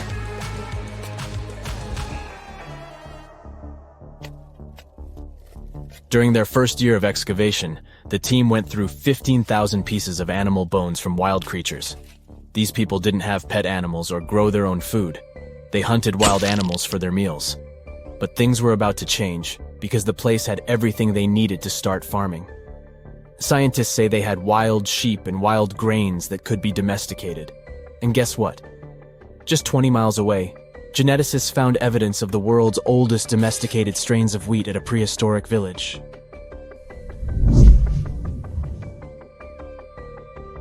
These amazing findings have completely changed how we view civilization. In the past, experts believed that people needed to learn how to farm and settle in one place before they could build temples and develop complex societies. But guess what? Schmidt's research flips that idea on its head. He claims that the incredible effort put into constructing these astonishing structures actually set the stage for the development of advanced societies. It means that societal and cultural changes happened before agriculture. Schmidt has this fascinating hypothesis about Gobekli Tepe.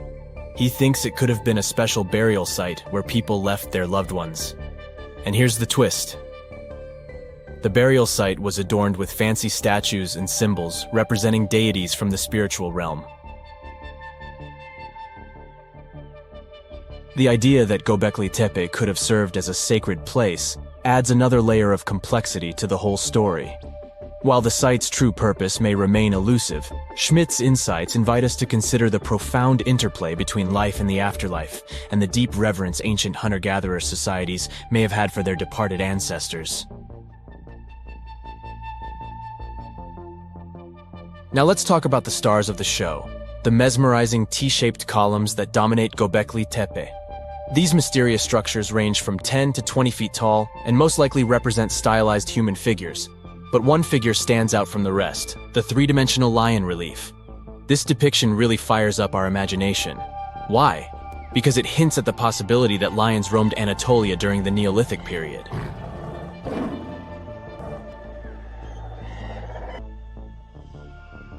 These standing stones are arranged in circles and placed in rectangular pits. Each circle has a similar setup. Two big T-shaped pillars in the center, surrounded by slightly smaller ones facing inward. Talk about a stylish arrangement. These towering pillars reach a whopping 16 feet and weigh between 7 and 10 tons. Some pillars are plain and simple, while others are like works of art with intricate carvings. Foxes, scorpions, and vultures come to life, crawling and twisting on the pillars' sides. But it's not just animals depicted on these stones. Some pillars have abstract shapes representing humans, and even small carvings of clothing items. Some of them even have belts. Now, there's one pillar that stands out from the rest like a rock star. This super old stone pillar suggests that a comet crashed into Earth. It happened during a chilly period that lasted about 1,000 years.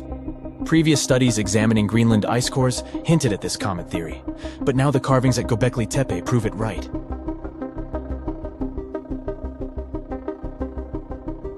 The carvings on the pillars are like a historical comic strip. They even show a headless human figure. Researchers fed the images into a computer and discovered their connections to constellations, indicating that this temple might have been an ancient observatory. It's like our ancestors were trying to document this cataclysmic event in their own unique way. Archaeologists have been excavating and researching Gobekli Tepe since the mid-1990s, peeling back layers of history and providing us with a deeper understanding of the intricate relationship between various elements. They have no plans to stop the whole process for another 150 years. Who knows what else they'll find? You see, Gobekli Tepe has been labeled purely as a ritual site with no signs of domestic activities. We were led to believe that the absence of water meant it couldn't support semi-sedentary communities. But scientists believe it's time to shake things up and approach Gobekli Tepe with fresh eyes. It's time to question what we believed before and use new evidence and different ways of thinking. Like, there might have been a group of people living in the area who didn't stay in one place all the time. They moved around a bit but still had their own civilization, living in the area semi-sedentarily. Gobekli Tepe is not just home to a single temple, but an astounding collection of over 20 ancient structures. As archaeologists delve into the depths of this wonder, they are unraveling its unique layout, featuring two prominent focal points at the heart of each establishment, complemented by smaller structures and dividing walls. What's even crazier is that in this area, there are over 200 obelisks, which are narrow tapering monuments. You know, scientists make discoveries that change the world, but even they can face mysteries. Here are 10 things that have baffled scientists. Imagine that you constantly hear a low-frequency hum, and no one can trace its source. Roughly 4% of the world's population hears the hum. It's a geography-free sound. I mean, people all around the world hear it, so the name varies from Tao's hum to Auckland hum, depending on the region where it gets generated. The sound is just on the threshold of human hearing. People hear it less when they're outside, and it gets louder indoors, especially at night. What's even scarier is that you cannot unhear it once you've heard it. Some folks say it started in London around the time of Charles Dickens, who wrote A Christmas Carol, and the low-frequency sound actually comes from the humbug. Or not. Actually, the earliest cases were recorded in Bristol, UK, dating back to the mid-1970s. Scientists have various theories about where the hum comes from and why only some people can hear it, yet they don't have a clear answer. It could occur when ocean waves move along the ocean floor. They shake the Earth when they collide with continental shelves. Or this might be happening because of volcanic eruptions and earthquakes. Oh, and how about ultra-low frequency radio signals used to communicate with submarines or even 5G? Upsweep is another type of unidentified sound. It was discovered in 1991 in the Pacific Ocean. The sound is high enough to be recorded throughout the ocean. Scientists theorize that the sound could be related to underwater volcanic activity. Interestingly, the volume of the sound has been diminishing compared to its volume when it was first discovered, yet it still can be detected. Plus, it's seasonal. It reaches its highest volume in spring and fall. Is it related to seasonal changes? No one really knows for sure. The next mysterious thing is a cone-shaped monument found in the Sea of Galilee in Israel. This monument was discovered accidentally by sonar scanning in 2003, but the findings were published only in 2013. The monument weighs 60,000 tons. It was once submerged by rising waters. Archaeologists say the monument is enigmatic because they can't figure out where it's from. They don't know what it's connected to or its function. So this big and unusual thing remains a mystery. Now let's move to Gobekli Tepe, Turkey. This place offers you one of the most archaeologically significant sites in the world. Why is it important? Well, it has massive carved stones about 11,000 years old. To put it in perspective, they're 6,000 years older than Stonehenge. Ancient people placed these stones before they began farming or crafting metal tools or pottery. So the existence of this place goes against the chronology of civilization we're familiar with, where people farmed first and built second. Apparently, it wasn't like that. In any case, a good question is, what was the purpose of this site? Was it built to worship some spirits? Yep, archaeologists believe it might be the world's oldest temple. Okay, say this with me. Paleodictyon noticeum. Yeah, I know it sounds like a chemical formula. This is a living fossil found deep down on the ocean floor. A creature makes these hexagonal burrows, that for sure. Yet scientists can't identify the artist. Now, what do I mean by living fossil? Well, Paleodictyon noticeum is a creature believed to produce a burrow nearly identical to Paleodictyon fossils. Is it a worm-like animal that made them? Scientists don't know. One thing is clear. This isn't some random stuff created by geological forces.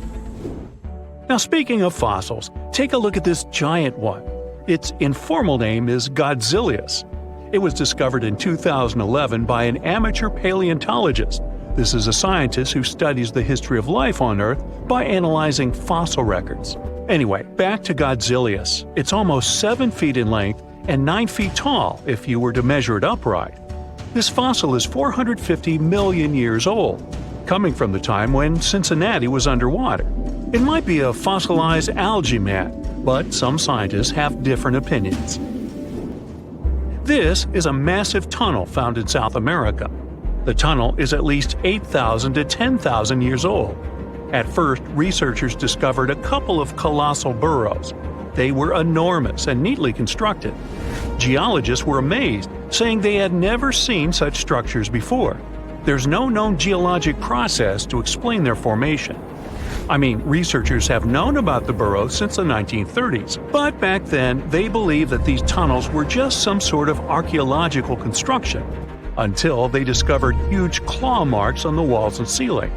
They reasoned that some extinct species could be the ones to have left these marks. Many geologists strongly believe they found the burrows of giant ground sloths and armadillos. The structure is the largest known burrow from the Paleolithic age in the Amazon. Yet experts have many questions. How come such a deliberate-looking structure could form naturally? A researcher then discovered another strange cave. This one was hundreds of miles away from the massive tunnel. Fast forward, there are now more than 1,500 burrows from the Paleolithic age found in Brazil. What's even more interesting is that some of these caves are connected to tunnels that sometimes lead to chambers. I'll continue with a natural phenomenon. What if I told you that every year, especially in October, fireballs appear on the Mekong River in Thailand? According to legends, Naga fireballs are a call for Buddha to return to Earth, and river serpents are the ones making these calls. Well, that's a myth, but what does science say about it? Is it related to a flammable gas? There are no clear answers yet. These fireballs appear to rise from the water. They can go as high as almost 990 feet. They're like fireworks, disappearing rapidly. They typically glow with a reddish or orange color. I'll mention some legends too, because why not? They're thrilling. And it would be a shame not to include the one about the lost city of Atlantis. As you may know, the legend says that Atlantis submerged into the ocean around 11,000 years ago.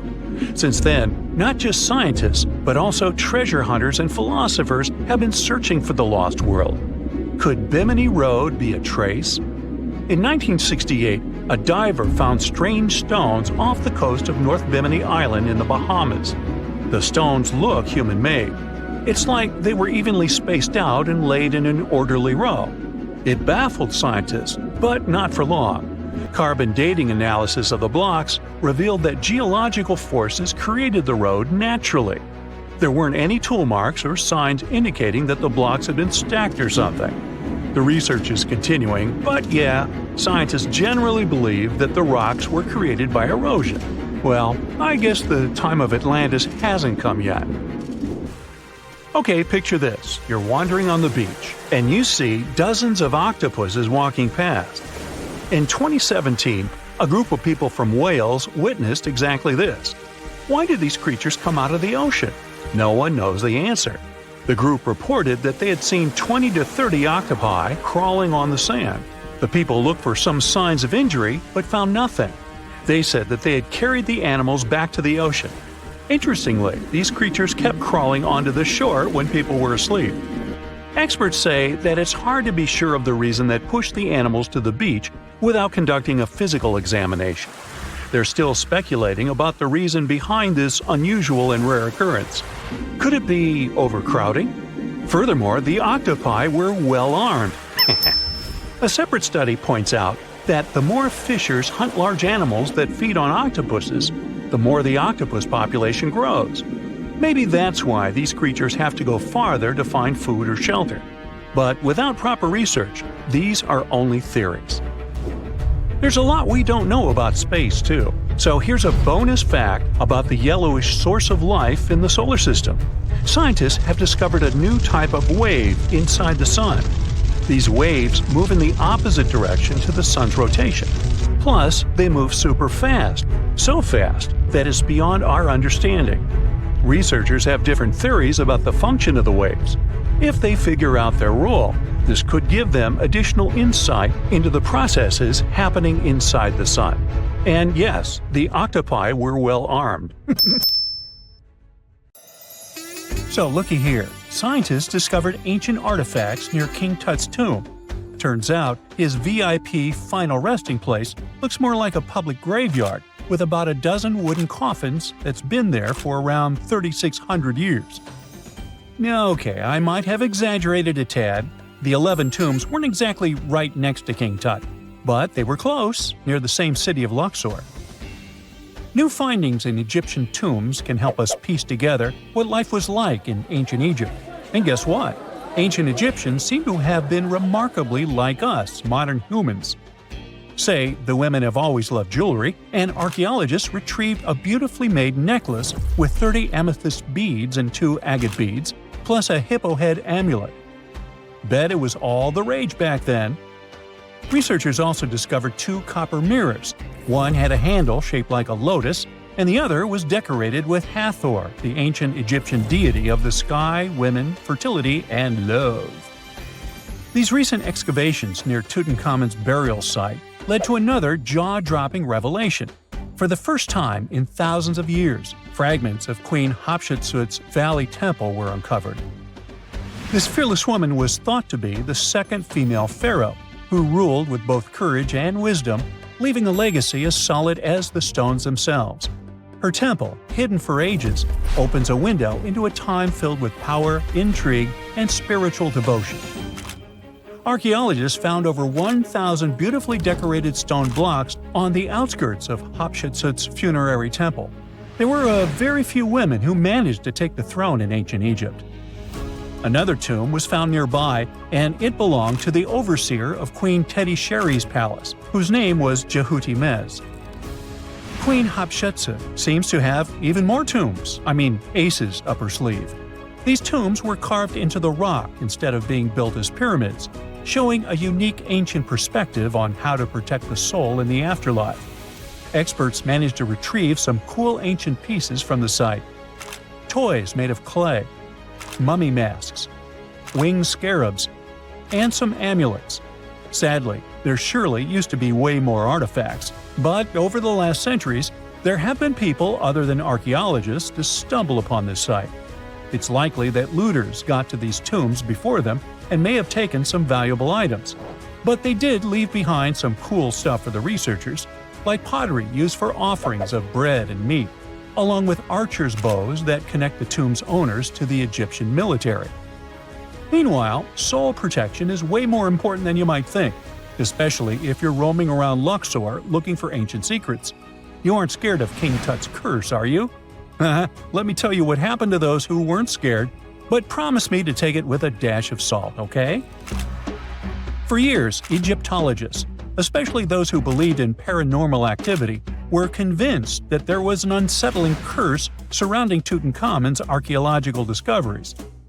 This belief stemmed from the mysterious and untimely demise of several excavators who discovered the tomb in 1922 with no logical explanation for why they passed away. It was just easier to chalk it up to something supernatural and avoid the whole mess. But it turns out it wasn't a curse at all. It was likely the radiation that caused those excavators to perish. Now, you might wonder where the radiation came from. After all, while radioactivity was discovered in the 19th century, ancient Egyptians, despite their impressive pyramids, didn't have any radium lying around to make Tut's tomb glow like crazy. So, what could be the real story? It might have been toxic waste behind it all. Toxic levels of radiation from uranium and hazardous waste have been lurking inside the tomb since it was sealed over 3,000 years ago. The burial chamber of Tutankhamun's tomb reportedly has such high radiation levels that anyone who steps inside could easily end up with a fatal dose of radiation sickness or an incurable condition. By the way, you can have a somewhat similar level of radioactivity if you don't get rid of those moldy dinner leftovers you left to perish in your fridge a month ago. But this radioactivity isn't exclusive to Tutankhamun's tomb. Ancient Egyptian artifacts discovery is rewarding yet dangerous due to unusually high radiation levels in Old Kingdom tombs all over Egypt. Geiger counters have detected radiation at 2 sites near the Giza pyramids, and radon, a radioactive gas, has been found in several underground tombs in Saqqara. Interestingly, experts believe that the builders of these ancient tombs were aware of the toxins, as some eerie warnings were carved into the walls of many tombs. One inscription ominously declared, "They that break this tomb shall meet their end by a malady that no doctor can diagnose." Other ominous phrases like "forbidden," "due to evil spirits," only added to the fear that supernatural curses haunted these ancient sites. Ominous signs have stunned archaeologists since forever, but the fear grew even stronger a century ago with the mysterious passing of Lord Carnarvon, who funded King Tut's excavation in 1922 and reportedly explored the treasure-filled rooms, along with several others who entered the tomb. Arthur Weigall, another British Egyptologist who was present at the tomb's opening and is credited with starting the curse myth, passed away young when he was just in his 50s in 1934. Chances are the condition that made him pass was connected to radiation. In total, 6 out of the 26 people who were there when the tomb was opened met their end within a decade from various causes. Not only X-ray exposure, those reasons include asphyxia, stroke, heart failure, pneumonia, and even poisoning. Well, isn't this getting a little grim? There was one guy who opened the tomb and somehow managed to avoid the infamous curse, Howard Carter, or so it seemed. Some folks pointed to his survival as proof that the curse wasn't real. After digging up the tomb, Carter published several books on the topic and shifted gears from archaeology to dealing in antiquities for various museums. Despite dodging demise or injury, rumors swirled about how the curse may have impacted him in other ways. One of the big stories linked him to Lord Carnarvon's daughter, Evelyn. Some said he was madly in love with her, but she married someone else, so he chose to stay single. Others claim they had an affair while she was in Egypt, which ended when her father passed away and she left the country for good. However, there wasn't much evidence to support these stories. Evelyn was just 6 when they met, and they remained friends until his last breath.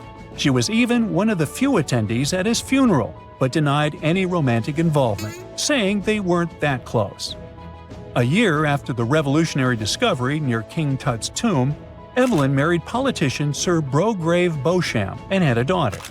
That same year, Beauchamp toured the tomb with his parents, guided by Carter himself. Carter never married and, aside from those posthumous rumors about Evelyn, had no other romantic connections. While the curse adds an intriguing twist to his life story, his tendency to keep relationships at arm's length was evident long before the tomb was opened. It seemed Carter just wasn't a people person. In 1939, after battling a serious illness, he ultimately succumbed to fate. He was 64, which was a pretty common life expectancy in the UK back then, so no one really thought it was off and linked it to an ancient curse.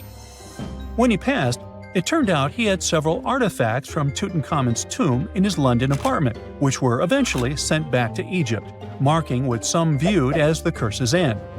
Who knows? Maybe if he hadn't had all those ancient souvenirs at his place, he would have lived way longer. But all the other demises might seem off. The curse theory was likely fueled by some strange events during the excavation. Carnarvon got a mosquito bite that became severely infected, and around the time they opened the tomb, Cairo experienced a bizarre power outage and a freak sandstorm. Back in England, the Earl's dog, Susie, managed to escape from Carnarvon's house and began barking frantically at seemingly nothing. At least that's what the staff and family saw. Strangely enough, at the very moment her owner's heart stopped, Susie started howling and fell down without showing any signs of life. Maybe radiation didn't play a crucial role after all, and those were indeed ancient artifacts from King Tut's tomb that made them all perish. Spooky, huh?